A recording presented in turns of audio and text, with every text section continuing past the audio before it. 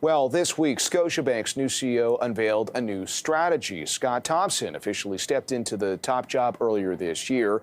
Yesterday, he laid out his long-term vision to investors. And for a bank that previously focused quite heavily on Latin America, the new plan has a big focus on opportunities here at home. Thomson is seeking to grow in Canada and the U.S., part of a goal to build a more connected North American operation. Thomson, who previously served as CEO of Finning, spoke with Bloomberg Markets exclusively and started by telling us about his approach to allocating capital. The world has changed a lot over the last 3 or 4 years as you think about increasing interest rates and regulators increasing capital requirements. Capital has become more scarce. And then ultimately, I think as stewards of shareholder capital, we create value by being disciplined on how we allocate that capital. And I think one of the challenges for the bank is, we haven't done as good a job as we can and should do going forward in terms of how we allocate that capital. And so for shareholders, capital allocation is going to be the prime focus for the Bank of Nova Scotia going forward. Prior to stepping into this role, you had been serving on the board at Scotia. You had about a year to operate and observe before you laid out this vision at the investor event. What did you see in the business by comparison that shaped your decision on what you laid out this week?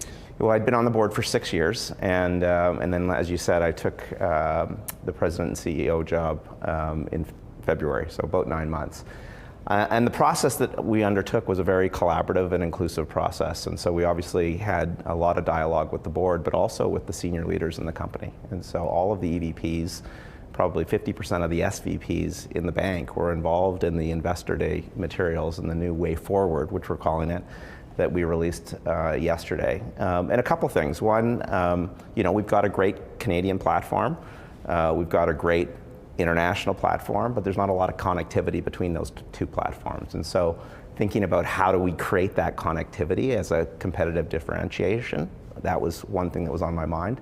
The second thing for the team is you go through the data, you recognize that in our international bank, the returns that we were getting were not commensurate with the risk we were taking, and that comes back to my point on capital allocation.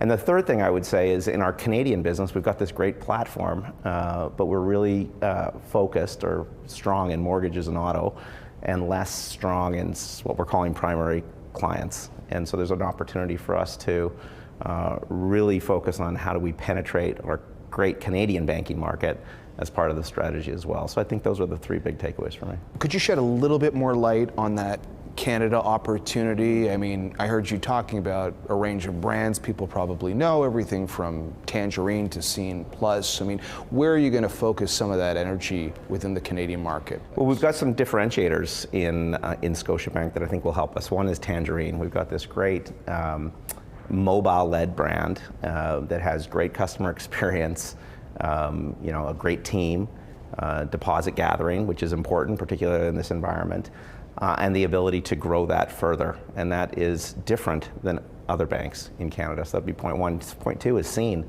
a loyalty program that has been underway now for a while with Empire and Cineplex, and 14 million members. And so as you think about growing our Canadian business, that's a great membership base in which we can try to convert to Scotiabankers.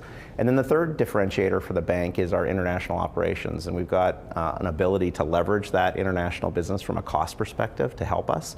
And also from a digital or mobile perspective, our international business is further ahead than Canada, frankly, on that conversion to digital. And one of the things that we're really focused under Aris's leadership is creating that seamless channel experience for our customers between the branch and mobile. And if we can do that, I think that's a differentiator for us. So those are some of the things that we bring to the table. In terms of the focus going forward, again, strong in mortgages, strong in autos, that strength will continue, but we're underpenetrated in small business, we're underpenetrated in commercial, we're underpenetrated in wealth, mutual funds through our own branch network.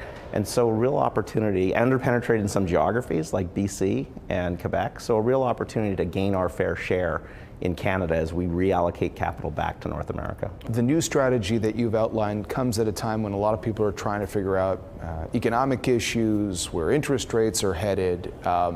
I wonder, while we don't know necessarily where interest rates are going, a lot of people are wondering if we're going back to, a zero interest rate environment. And when you think about how you're allocating capital, how much of it was based on what you might call a new interest rate reality?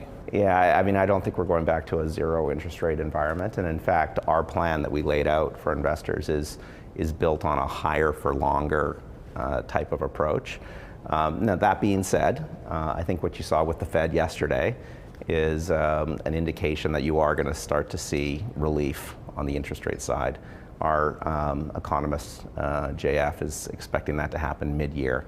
And that will be helpful. Frankly, it will be helpful for the economy. It will be helpful for the Bank of Nova Scotia. I think the way our balance sheet is structured is we benefit from a little bit of easing on rates. And so that will, again, be helpful for the overall net income profile of the bank. But longer term, I don't think it's going to zero. I think capital is going to continue to be scarce. I think the regulatory requirements are going to continue to be high from a SETI 1 capital perspective. And so we need to prepare this bank to be resilient and to operate in that type of environment.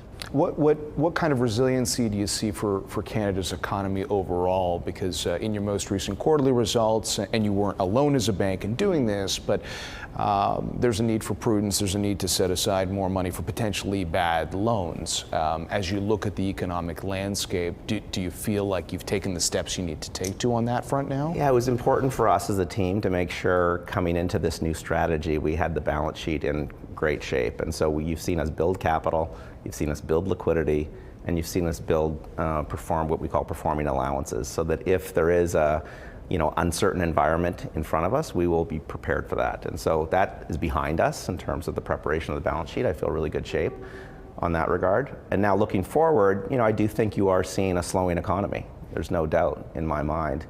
Again, our economist thinks that GDP will be around 0.5% next year, and that's coming off of 1.5% last year.